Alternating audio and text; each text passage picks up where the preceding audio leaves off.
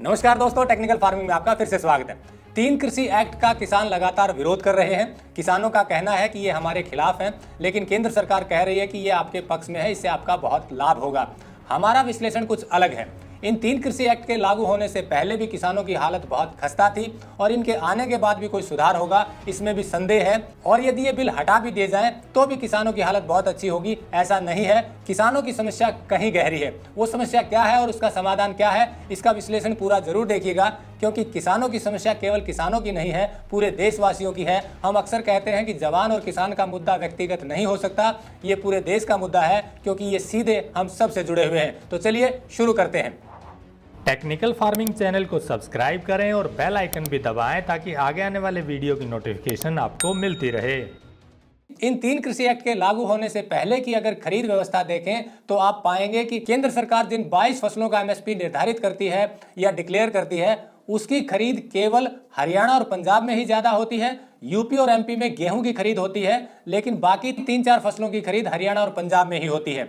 यानी कि एमएसपी का लाभ केवल हरियाणा, पंजाब, यूपी या एमपी के कुछ किसानों को ही मिलता है। बाकी देश भर में केवल एमएसपी लागू है, उस पर खरीदारी नहीं होती। जैसा कि एक रिपोर्ट में बताया गया कि केवल 6% फसलें ही मंडियों में बिकती हैं, बाकी बाहर बिकती हैं और मंडियों में भी एमएसपी रेट पर बहुत कम बिकती हैं। मतलब ये हुआ कि अभी भी जो बाजार की व्यवस्था है वो ओपन ही है और उसमें किसानों को सही रेट नहीं मिल रहा। एक रिपोर्ट बताती है कि किसानों को उनकी फसलों का 20% दाम ही मिल पाता है। मतलब ये कि यदि आपने कोई चीज 100 रुपए की खरीदी, कोई फल या सब्जी या अनाज 100 रुपए का खरीदा, तो उसमें से 20 रुपया ही किसान को मिलता है, बाकी बीच में चला जाता है। तो इस तरह से किसानों की सबसे बड़ी समस्या मार्केटिंग की है, लेकिन उससे पहले भी और समस्याएं हैं किसानों की। इन सब का मिलकर समाधान जब तक नहीं किया जाएगा तब तक किसानों का भला नहीं हो सकता। किसान की समस्या शुरू होती है इनपुट कॉस्ट से। हरित क्रांति के बाद लगातार किसानों की इनपुट कॉस्ट बढ़ती जा रही है। हरित क्रांति के समय सरकार ने किसानों के यहाँ यूरिया और डीएपी जबरदस्ती डलवाया ताकि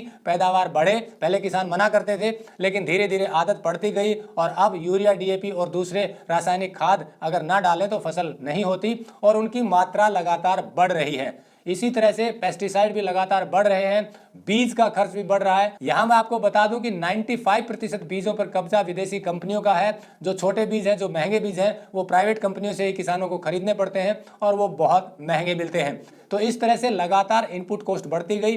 दूसरी तरफ मैकेनाइजेशन होने के कारण मशीनरी की कॉस्ट भी बढ़ गई। आज किसान को ट्रैक्टर और दूसरे इंस्ट्रूमेंट लेने पर लाखों रुपए खर्च करने पड़ते हैं, उनका ब्याज लगता है जो किसान काउंट नहीं करता और उसकी कॉस्ट बढ़ती जाती है। कुल मिला के लगातार इनपुट कॉस्ट बढ़ती जा रही है।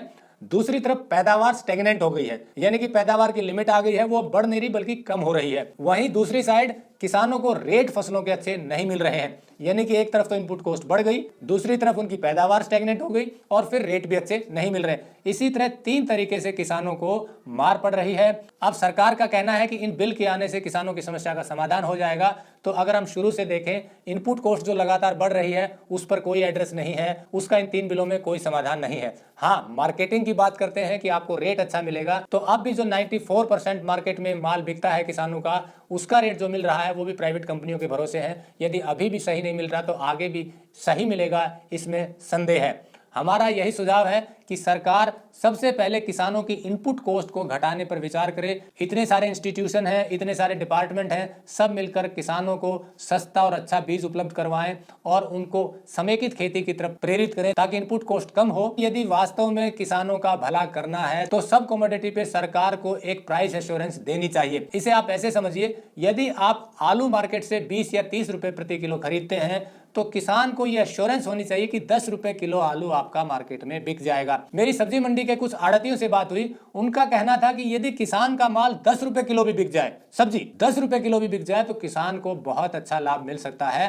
हालत तो वहां खराब होती है जहां 2 रुपए, 1 रुपए, 3 रुपए किलो माल बिकता है, वो प्याज, आलू, गोभी जो भी सब्जियां लगाते हैं। ऐसे ही अनाज पर एमएसपी जो दिया जा रहा है, यानी कि गेहूं आप यदि इस बार 1975 रुपए क्विंटल खरीदेंगे तो ये एश्योरेंस मिल जाए कि कहीं भी आप बेचिए, इससे नीचे नहीं बिकेगा। जो अक्सर प्रधानमंत्री जी कहते हैं कि 1.5 गुना रेट पर उनको एश्योरेंस दी जाएगी, लागत प्लस 50%। इतनी एश्योरेंस यदि प्राइवेट मार्केट में भी मिल जाए तो उनका भला हो सकता है। ओपन मार्केट में कंपनियों के भरोसे ये रेट मिल पाएगा, इसमें संदेह है, क्योंकि कंपनियां हमेशा कम से कम रेट पर माल खरीदने की कोशिश करती हैं और ज्यादा से ज्यादा मुनाफे पर बेचने की कोशिश करती हैं, क्योंकि यही बिजनेस मॉडल हर जगह, यानी सब जगह, हर देश में यही बिजनेस मॉडल है। इसीलिए लगभग देशों में किसानों के हितों की रक्षा के लिए सरकार आगे आती है। हमारे यहाँ भी बहुत से प्रावधान हैं, लेकिन उन सब के साथ आपको minimum price assurance open market में भी किसानों को देना पड़ेगा, तभी किसानों का लाभ हो सकता है। आप कितना ही अच्छा उत्पाद तैयार कर लें, लेकिन यदि रेट सही नहीं मिलेगा तो उससे लाभ नहीं हो सकता। तो इस तरह से यदि हर फसल पर 2, 4, 20, 22 फसलों की बात नहीं है, हर फसल पर आप यदि प्राइस एश्योरेंस दे देंगे, मिनिमम प्राइस एश्योरेंस की, इससे नीचे आप नहीं खरीद सकते, तो उनका लाभ होगा। और इसके साथ ही एक काम और कर सकती है सरकार। हमने मंडी के कई व्यापारियों से बात की कि किसान कई बार क्या करते हैं, एक ही फसल इकट्ठी लगा देते हैं बहुत ज़्यादा मात्रा में, तो डिमांड एंड सप्लाई का चक्कर है। जब व्यापारी को लगता है कि माल बहुत ज़्यादा इस बार है तो वो रेट कम कर देता है। तो सरकार किसानों को ये सजेस्ट कर सकती है कि आप इस पॉकेट में इतना ही माल लगाइए, इससे आपका माल बिक जाएगा। और इसी तरह से पूरा डेटा बना करके हर क्षेत्र में डिमांड के हिसाब से जिससे उनको अच्छा रेट मिल पाए, उन्हीं फसलों को लगाने के लिए सजेशन दे। दूसरी तरफ व्यापारियों को भी ये चेताए कि आप मिनिमम इतने रेट पर तो किसानों से माल खरीदें, क्योंकि जैसा हमने बताया कि 100% में से केवल 20% रेट ही किसानों को मिलता है।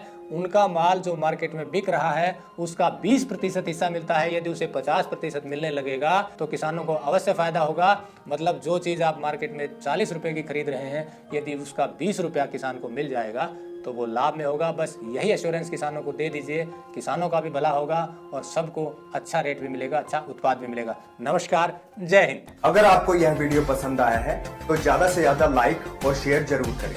साथ ही चैनल को सब्सक्राइब करना ना भूलें।